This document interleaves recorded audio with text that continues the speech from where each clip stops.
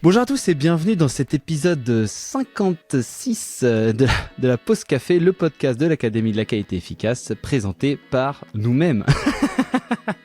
Eh ouais, nous-mêmes. Alors, comment vas-tu Arnaud aujourd'hui ? Ah, écoute, ça va très bien, un peu froidement, hein. Tu vois, je me suis un peu équipé. Ouais, Il commence à faire froid, mais sinon ça va très bien. On est de retour d'une petite session de travail fructueuse ensemble. Fort intéressant, ouais, carrément. C'était Ça, extrêmement intéressant. C'était pas mal. Et aujourd'hui, donc on se retrouve. Est-ce qu'on en parle de ce qu'on a sur ce qu'on a réfléchi ou pas encore ? Bah, on a travaillé beaucoup sur les ROI de nos interventions, hein, on peut le dire. Voilà. Évaluer les ROI de nos interventions et on se rend compte que c'est vachement intéressant en fait. Hein. Assez On n'en pratique. dira pas plus, mais c'est vachement intéressant et très utile aussi pour nos chers clients qualiticiens qui ont des fois du mal à aller défendre le fait de payer une intervention de ce type-là, quoi. Donc, si vous avez des soucis pour financer vos interventions et pour justifier vos interventions, contactez-nous. On a plein de petits outils qu'on a développés qui sont super sympas. Exactement. Et donc aujourd'hui, on se retrouve pour parler biais cognitifs. Donc c'est un peu la suite de l'épisode qu'on a fait la fois dernière sur la prise de décision. Donc la semaine dernière, on a parlé de la prise de décision on a présenté quelques outils intéressants pour aider la prise de décision. Donc c'est très utile. Et finalement, c'est ce que je me disais en y réfléchissant un peu après, c'est que en fait, ces outils-là, quand on n'a pas de mal à prendre la décision, bah on les utilise pas. Tu te poses pas vraiment la question, tu prends. C'est juste quand tu es en difficulté, c'est là où tu peux te dire j'ai quelque chose, je vais sortir mon petit truc et on va se poser 2 minutes, quoi. Exactement. Et donc, oui, c'est sûr que quand t'as pas de mal à prendre la décision, tu réfléchis pas 1000 ans, quoi. Et tu n'utilises pas forcément tous ces outils. Donc, non, c'est clair. Faut pas les utiliser systématiquement, mais par contre, c'est super bien de les avoir quand on a un souci. Alors, les biais cognitifs, donc là, eux, ils vont influencer pour articuler un peu avec l'épisode de la semaine dernière. Donc, c'est lorsqu'on va décrire finalement notre décision et surtout lorsqu'on va essayer de trouver les risques et les arguments en faveur d'un ou d'un autre chemin.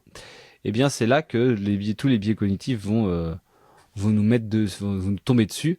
Donc on aimerait que les décisions qu'on ait, elles soient basées sur la logique, l'expérience ou les faits, mais en fait, pas du tout. Ouais, non mais c'est ça. Alors moi les biais cognitifs, c'est un sujet que je trouve vraiment intéressant. Un sujet qu'on aborde depuis un moment, à l'Académie de la qualité efficace. J'avais fait une conférence en 2019 sur ce thème-là. Il y a quelques vidéos qui traînent sur notre chaîne YouTube. Je pense qu'il y a quand même un premier élément à mettre et à dire qui est important, c'est que c'est pas parce qu'on connaît les biais cognitifs qu'on va les éviter forcément.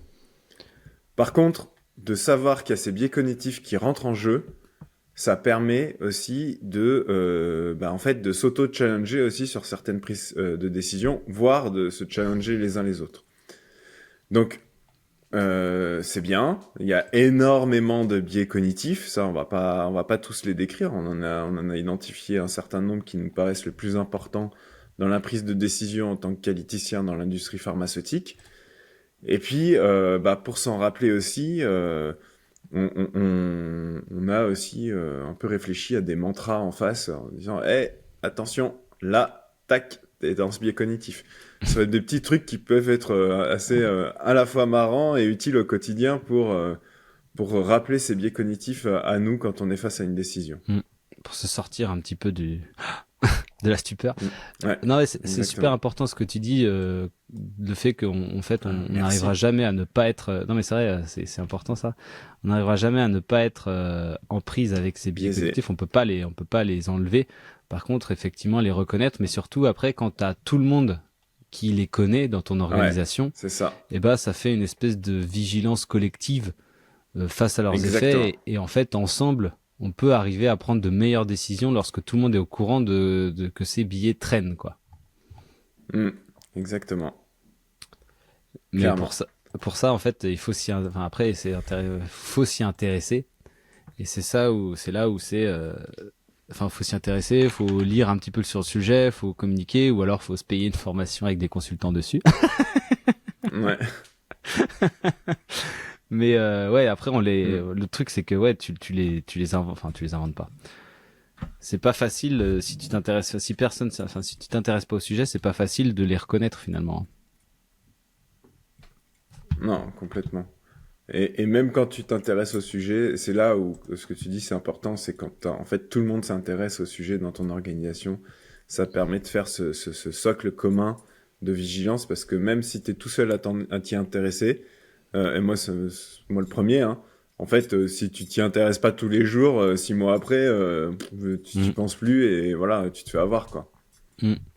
Donc les biais cognitifs, c'est un peu des raccourcis mentaux qui vont permettre à ton cerveau qui est plutôt fainéant de prendre une décision plus rapidement. Alors c'est souvent très utile. En fait, d'après les bouquins, en tout cas quand tu les lis, ils disent que c'était des trucs qui servaient il y a des milliers d'années lorsque on était dans la nature, quoi.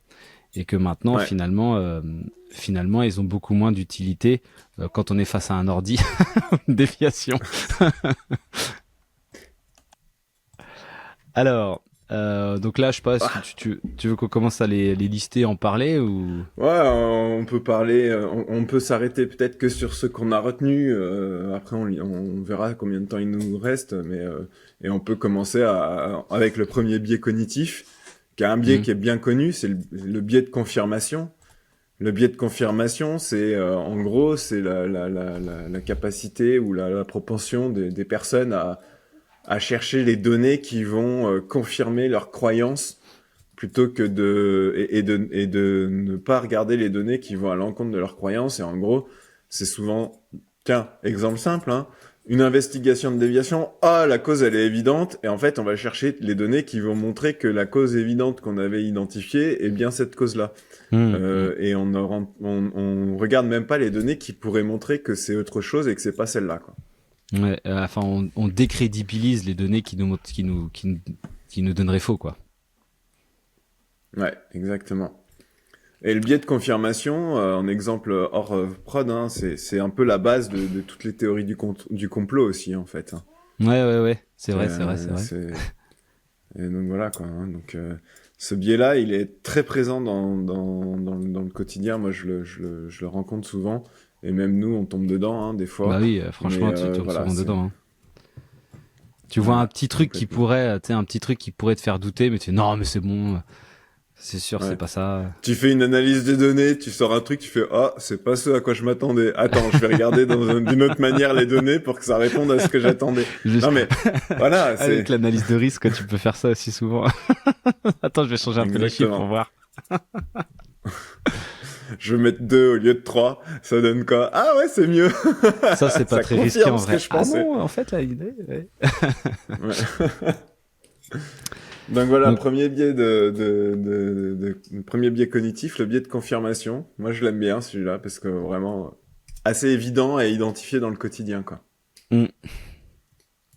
Mais l'air de rien, c'est pas facile parce que c'est pas facile de s'en libérer quand même, hein. Parce que tout le monde, t'as toujours quand même l'impression que ce que tu dois quand même trouver une solution, t'es contraint par le temps et finalement tu te dis bon allez, on y va, quoi. Et finalement c'est pas facile de dire en fait non, j'ai mal interprété, quoi. Bah ouais, d'où encore ce qu'on disait tout à l'heure, la vigilance collective.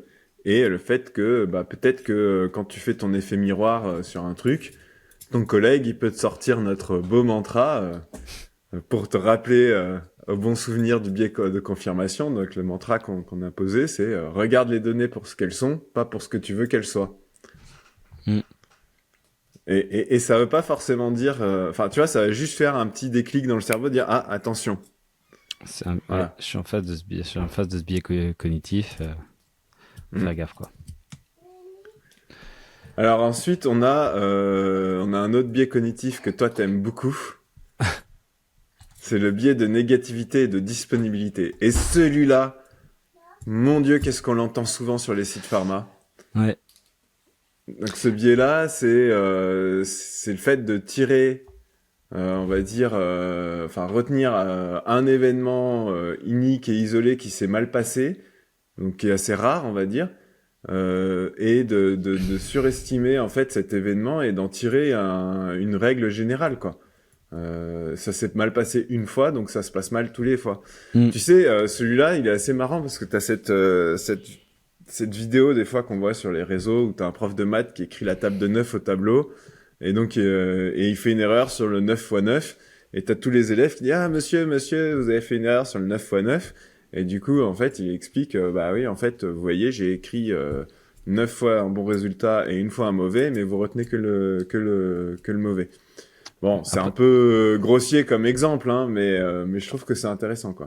moi je trouve ouais, c'est plutôt ouais, sur c'est quand tu demandes quand tu fais des analyses un peu quand tu t'essaies de classer les déviations et dès que Ouais. t'as un truc ça arrive tu fais ça arrive souvent ça ah ouais ça arrive souvent et puis tu regardes après dans le QMS ça fait juin 2023 ah oui bah non oui mais t'as l'impression que c'était Ouais. hier et tout que ça s'est Ouais. passé que c'était un gros problème qui Mais arrivait parce que hier ça t'a marqué. ouais c'est Voilà. ça ouais ça t'a marqué mais En finalement fait, c'était il y a super longtemps et le, c'est arrivé une fois quoi. c'est ça. C'est le truc qui s'est mal passé. T'as marqué plus que le truc qui s'est bien passé, que les dizaines de trucs qui se sont bien passés, quoi. Mm. Et du coup, tu vas avoir tendance à le retenir et à surévaluer sa fréquence d'apparition. Et c'est vrai que quand on travaille aussi sur les matrices de décision pour les déviations, souvent on nous sort le cas qui est arrivé une fois il y a 5 ans, mais qui vient un peu dire attention, Mm. là, faut qu'on surélève la gravité, blablabla. Donc Et, c'est assez intéressant, quoi. et quand tu confirmes et quand tu combines le biais de disponibilité et le biais de confirmation, eh bien, quand tu corriges des dossiers de l'eau, et ben c'est là où ça devient un peu l'enfer. Ouais. Genre ah mais là il y a toujours des Ouais, erreurs c'est là. vrai, hein. Ah tu vois là il y a une erreur. Et du coup tu finis par toujours du coup C'est ouais, vrai. tu finis par toujours tout relire toutes les données quoi. C'est ces deux trucs là qui te font revenir à toujours tout relire tout. Ouais. Et c'est vrai, hein. Quand tu regardes ouais, le collègue qui fait une erreur dans un dossier de l'eau et que tu te dis, ouais, il s'est trompé sur un document à un endroit, puis ça a été vraiment impactant. Tu te dis après, bah lui, il fait toujours des erreurs, alors qu'en fait, t'en as 200 autres dossiers où il a pas fait d'erreur, quoi. Ouais. Donc c'est vraiment ouais, ça te marque, quoi. Ah, voilà, ça Mm. te marque vraiment, quoi. Et donc notre petit mantra pour celui-là. Tu tires une leçon éternelle d'un vieux cas isolé. Et on l'a aussi sur les remarques d'inspection, tu sais. Ah ouais, Ouais. mais là, on a une remarque d'inspection un jour là-dessus, puis en fait, tu creuses, la remarque d'inspection, c'était il y a 10 ans. Et Ouais, puis c'était pas exactement c'était, là-dessus. c'était même pas exactement là-dessus. Entre-temps, il y a beaucoup de choses qui ont changé, que ce soit même au niveau de la réglementation, comme au niveau des équipes du site, comme au niveau du fonctionnement du site, etc. Et tu fais, bah, ouais, ok. Donc, Mm. assez intéressant celui-là aussi. Moi, je Mm. l'aime beaucoup. Alors Donc, notre après, ouais. on va Vas-y. avoir le troisième. Hein. Celui-là Mm. aussi, je l'aime beaucoup. C'est le principe de cohérence. Le principe de cohérence, c'est vraiment le truc de fainéant, de base, mais qui est vachement utile dans le quotidien. Le principe de cohérence, c'est tu vas faire tes courses et en fait, t'achètes à chaque fois les mêmes produits parce que bah, c'est plus simple pour toi et ça te réduit ta charge cognitive quand tu fais tes courses. Si tu devais rebalayer tout le magasin pour te dire qu'est-ce que j'achète, tiens, ça, machin et bla, c'est vachement plus fatigant, vachement plus long, etc. Du coup, c'est on fait comme d'habitude. C'est on a toujours fait comme ça. Mm. Qui n'a jamais entendu ça sur un site? Ah bah c'est toujours c'est historique. Ah, on a toujours fait comme ça. Machin. On l'entend tout le temps celui-là. Mm. Donc vraiment intéressant quoi. On préfère avoir tort de la même façon tous les jours qu'avoir raison autrement aujourd'hui. Ouais, C'est exactement. mais Et c'est bah tiens, il y a eu une erreur, on fait une sensibilisation opérateur. tiens, il y a eu une erreur, on rajoute un contrôle dans le dossier de l'eau. C'est facile. C'est vraiment facile parce que c'est des choses auxquelles on est habitué. On sait comment ça va se passer, donc on sait anticiper la suite. Mais dans la précipitation, on va plus facilement aller vers ça que vers se poser la question et chercher quelque chose de nouveau, quoi. Ouais, de sortir de sa zone de confort, quoi. Exactement. Et donc notre petit mantra pour celui-là, c'est tu confonds habitude avec résultat. Et résultat, voilà. Donc ça, c'est l'air de rien, c'est pas mal, surtout sur les choix des CAPA ou les trucs comme ça, où te poser vraiment genre, est-ce que ça vraiment, tu penses que ça va vraiment résoudre le problème? C'est là où tu as l'autre outil là qu'on en a déjà parlé dans d'autres épisodes, le 10-10-5, qui peut aussi pas mal t'aider à sortir de là. Ouais. Où tu vas mais si tu prends le 10-10-5 avec un biais de confirmation, ça peut aussi vachement ne pas t'aider, quoi. Ouais, c'est... tu vrai, peux tellement tourner le 10-10-5 dans le sens que tu veux, en vrai. Ça a marché, ça marche, donc voilà, ça marche. Voilà. Non, ouais, donc le 10-10-5, rapidement, pour ceux qui n'avaient pas écouté l'épisode, c'est se projeter sur ton action, imaginer son efficacité à 10 jours, 10 mois et 5 ans. Et donc, ça va permettre de pouvoir se dire, bah voilà, par exemple, le rappel opérateur, à 10 jours, effectivement, ça va fonctionner. À 10 mois, bah, plus personne s'en souvient, et puis à 5 ans, on laisse tomber, quoi. Ouais, complètement. Donc ça permet plusieurs choses, l'air de rien, ça permet de regarder l'efficacité de l'action dans le temps, mais ça permet aussi parfois de rajouter justement des actions qui vont fonctionner à court terme versus une action qui va être très efficace à long terme, mais pas du tout à court terme. Donc là, ça permet aussi d'équilibrer comme ça ton medley d'actions, quoi. Exactement.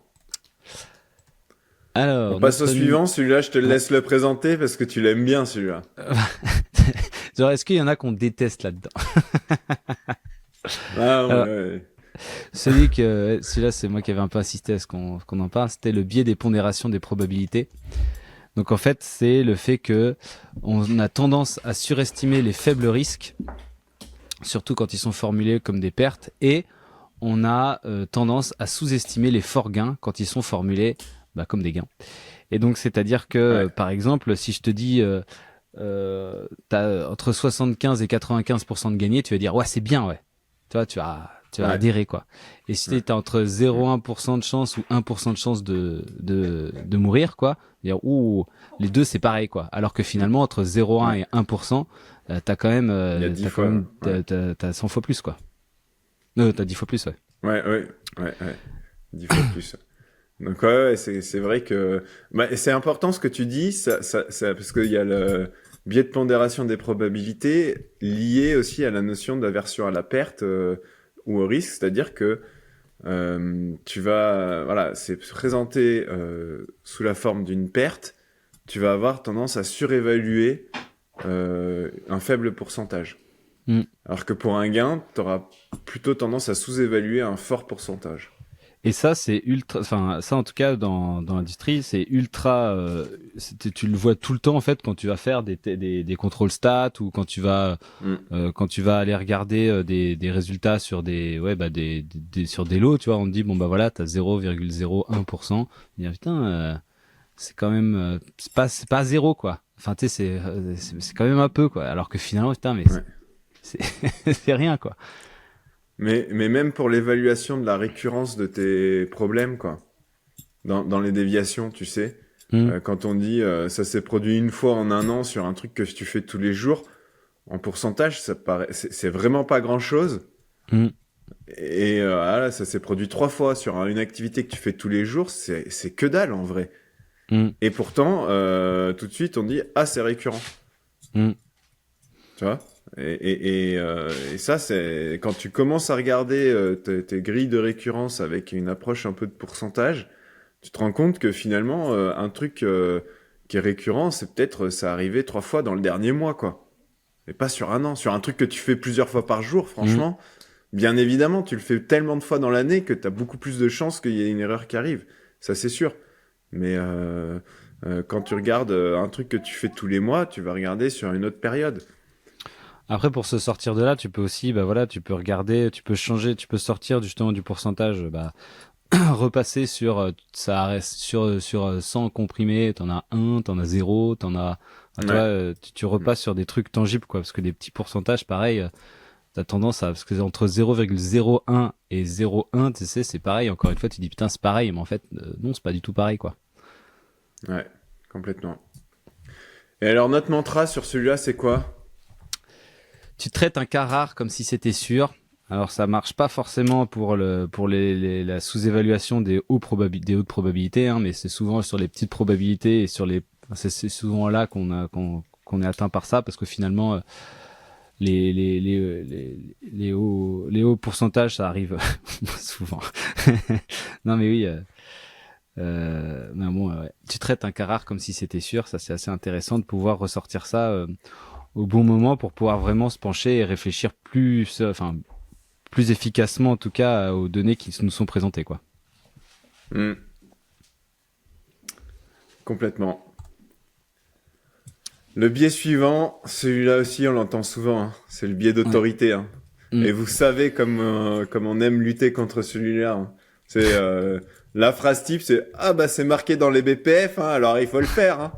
Ou alors ah bah c'est pas toi qui as ton diplôme qui est en jeu. Hein.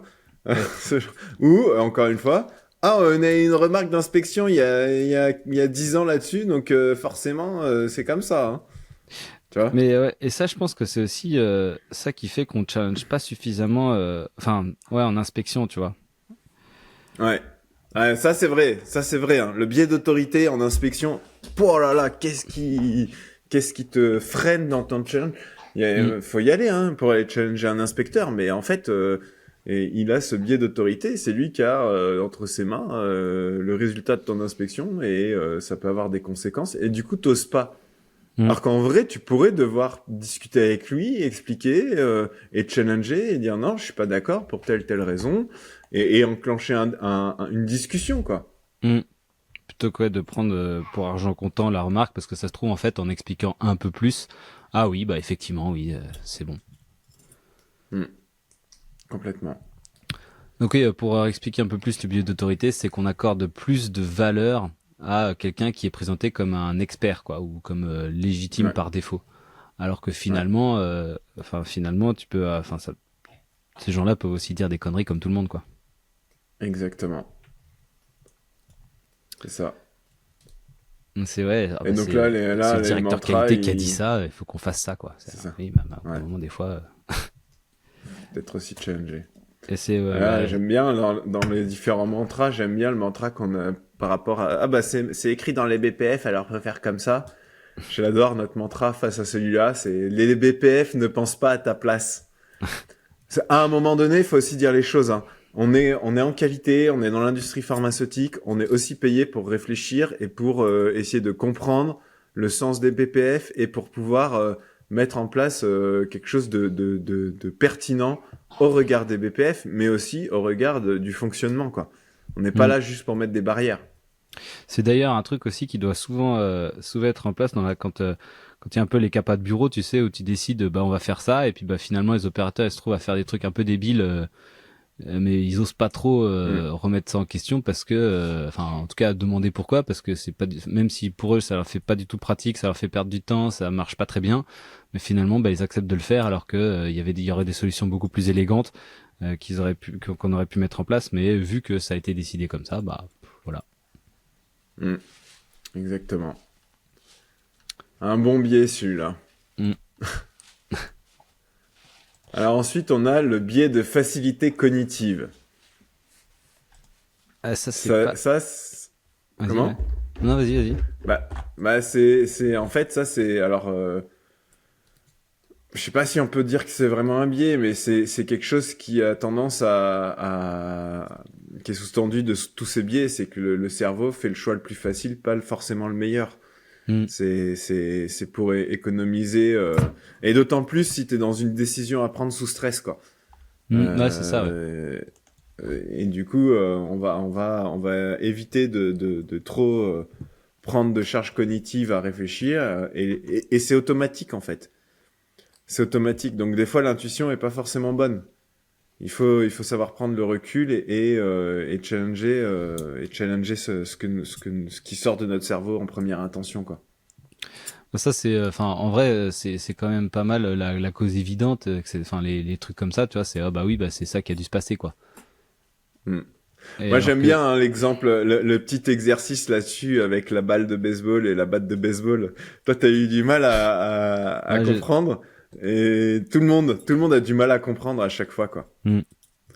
Bah Je c'est, le en fait, dis c'est là, pas que hein. t'as du mal à comprendre, enfin, pour celui-là, c'est sûr que la réponse évidente, elle vient, enfin, c'est Ouais. quasiment, enfin, Bah, je suis pas mathématicien dans l'âme, donc effectivement, en ouais, fait, mais c'est, t'as du mal à comprendre tant que t'as pas posé les chiffres ouais, écrits sur un papier qui montrent que.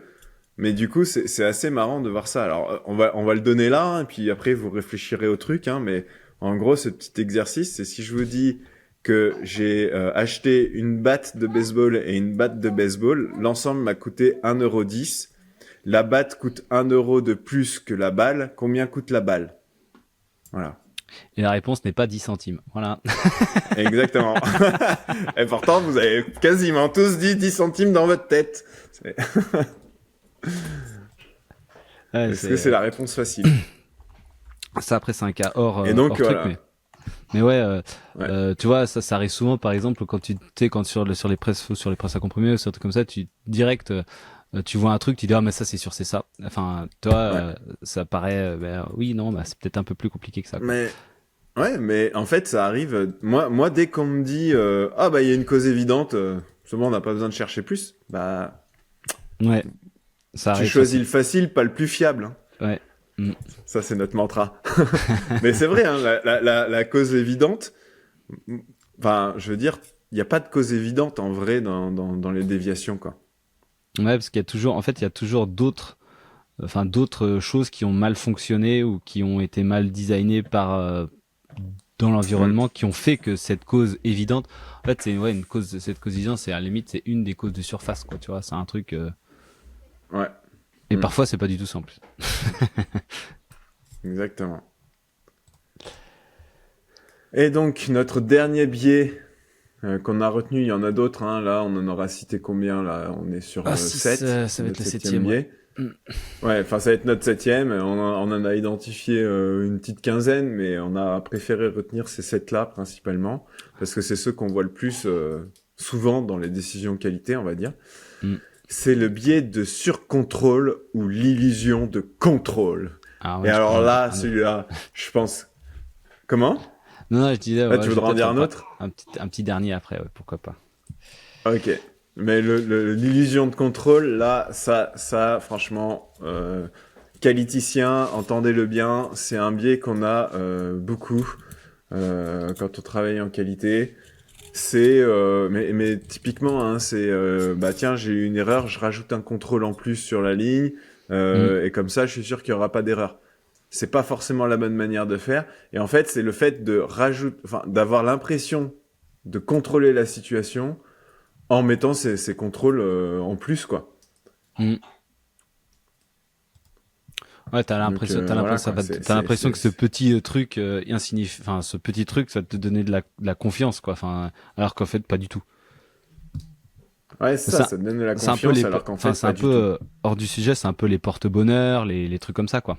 Les, Ouais, t'as mis c'est tes vrai, chaussettes c'est complètement ça. porte-bonheur, C'est tu vas gagner, quoi. touche du bois, quoi. Ouais. Voilà, c'est ça. Alors aujourd'hui, Exactement. aujourd'hui, il a Et pas plu, c'est bon. hmm, complètement. Et ces contrôles que tu rajoutes te rassurent, mais ça ne fiabilise Ouais, pas voilà, c'est du tout exactement ça, ouais. Ouais. la situation, quoi. Et C'est toi, donc, tu penses que t'as c'est efficace alors l'impression que que finalement, tu t'es maîtrises. toujours pareil, quoi. Exactement. Mais tiens, alors je vais mettre les pieds dans le plat, hein. Hot takes. Mais moi, Je suis c'est pas un prêt. truc là-dessus, c'est c'est c'est tout ce qu'on fait sur toutes les formations, les accompagnements, les machins, les trucs que tu vois sur la partie data integrity, où tu te dis ah grâce à ça, on va avoir plus confiance dans nos données. Bah pour moi, tu peux mettre toutes les formations que tu veux, tu peux mettre tous les trucs que tu veux. tant que t'as pas une donnée qui est enregistrée automatiquement sans l'intervention d'une personne, une donnée qui est renseignée dans un document, je tire le truc vraiment loin, je caricature, n'atteste que le fait qu'il y a une personne qui a écrit dans un document. Ça t'atteste rien du tout de plus. Oui, après... Je le caricature, hein, mais c'est... Ouais, non, mais voilà, mais... Non, mais on en est là, hein, le dossier de l'eau, finalement. Regarde, un contrôle coché conforme dans un dossier de l'eau, c'est de l'illusion de contrôle. T'as l'impression que c'est bon, mais ça se trouve, c'est pas bon. Ouais. Après, ça présuppose un tas de trucs, quoi. Hein, bon. Après, le fait que le mec il est coché, en plus, ça lui a nécessité de la charge mentale sur de la traçabilité, alors que au lieu d'être sur faire bien son contrôle. Ouais, non, mais sur les cases à cocher, ça c'est le pire, ouais. Et je me demande, tiens, ça c'est un truc qui me vient là en tête maintenant. On est en train de dépasser, tu vas pas avoir le temps de parler de ton dernier biais. Voilà. Mais je me demande d'ailleurs, dans la tête des opérateurs, ça serait intéressant de faire une étude là-dessus. Quand ils font un contrôle, est-ce qu'ils sont plus concentrés sur faut pas que j'oublie ma traçabilité ou faut que je fasse bien mon contrôle? Je pense pas que ça soit c'est kiff à mon avis, mais parce qu'on vient souvent leur taper. À mon avis, oui, ça dépend vachement des personnes, mais on vient facilement leur taper dessus parce qu'ils ont pas bien coché. Tu vois, c'est un truc qui doivent revenir assez régulièrement, quoi. Ça dépend s'il y a eu une reformation opérateur ou un truc comme ça juste avant. Ouais, ça dépend de plein de trucs. Ça dépend de la complexité du contrôle, ça dépend de l'état du rush. Tu sais, si la situation est compliquée aujourd'hui ou pas. Enfin bon, plein de trucs comme ça, quoi. Bon, du coup là, ça fait 30 minutes qu'on discute de tout ça. Est-ce que je passe le dernier? Bon. Ouais, vas-y. En parler rapidement. Cite-le et puis envoie les gens se renseigner dessus si tu veux, mais on peut en parler rapidement. On peut prendre 2 minutes je voulais parler quand même du biais narratif qui finalement reste un biais qui est très important, en tout cas dans les déviations, qui est un peu complémentaire de tous les autres. C'est qu'avec c'est surtout quand tu dois prendre une décision justement, hein, c'est qu'avec le peu d'explications, en tout cas de données que t'as, tu vas faire une histoire cohérente pour rassembler toutes ces données qui ont peut-être parfois rien à voir ou qui ont pas forcément de lien entre elles, et toi tu vas faire une histoire qui va être qui va te sembler logique mais qui va pas du tout être vraie, quoi. Et ça, sur les premières parties d'investigation, c'est un vrai truc, quoi. Peut-être tu fais il s'est passé ça, puis ça, ah bah oui, ça doit être ça qui a fait ça et puis ça, quoi. Et finalement c'est pas du tout vrai, quoi. Ça arrive souvent quand tu relis un QQ au QCCP ou des trucs comme ça, un QQ au QCCP incomplet ou un truc comme ça. Il faut essayer vraiment oui, non mais là on n'a pas assez de données pour se prononcer, pour faire quoi que ce soit, il faut que ça reparte, quoi. Plutôt que d'essayer d'extrapoler avec le peu de trucs pour essayer d'éviter l'effort de faire revenir le truc, quoi. Ouais, ça c'est vrai, on le voit souvent ça, hein, clairement. Donc bon, en tout cas des biais cognitifs, il y en a des centaines. Il y en a des centaines. Ouais. Il y a des très bons livres. Voilà, c'est ça ce que j'allais dire. Ouais, il y a des super bouquins qui expliquent ça très très très bien, beaucoup mieux que nous probablement. Notamment le plus connu, ça va être Système 1, Système 2, qui est vraiment... il a d'autres noms, je crois, hein, mais... Système 1 de Daniel Kahneman, qui est un peu le... il me semble, en anglais, c'est Thinking Fast and Slow. Les gens le connaissent peut-être comme ça. Ouais. C'est vrai, t'as raison. Donc ça, c'est vraiment super intéressant. Il est vraiment passionnant, ce bouquin. Ouais. Hein. Lisez-le. Daniel Kahneman. Et après, moi, j'en avais un que j'avais découvert ça quand j'étais gamin. Ma mère, elle m'avait acheté ça. Elle m'avait acheté ce bouquin, je ne sais plus pourquoi. Et c'était le petit traité de manipulation à l'usage des honnêtes gens. C'est pas foutu pareil, mais en gros, c'est un peu ça. C'est pas que ça dénonce, mais ça montre un peu les stratégies marketing utilisées pour te faire entrer dans les boutiques, pour te faire acheter ça plutôt que ça, pour te faire c'est ce que les gens utilisent pour un peu te forcer la main sur différents sujets. Donc c'est vraiment c'est un bouquin assez intéressant, qui est pas très long à lire, hein, mais qui est vraiment pas mal. Il y a un autre Un dernier bouquin aussi dans ce sens-là qui est assez intéressant, qui s'appelle Influence et manipulation de Robert Cialdini, qui explique bien aussi les biais cognitifs et comment ça influence notre façon de penser et notre façon de prendre des décisions, quoi. Très intéressant aussi. Donc voilà, on vous laisse avec ça là. Et puis bah écoutez, on se retrouve probablement la semaine prochaine pour un autre épisode. Exactement. Ça va être trop top. Allez, merci à tous en tout cas de nous suivre. suivre. À la semaine prochaine, merci. Salut.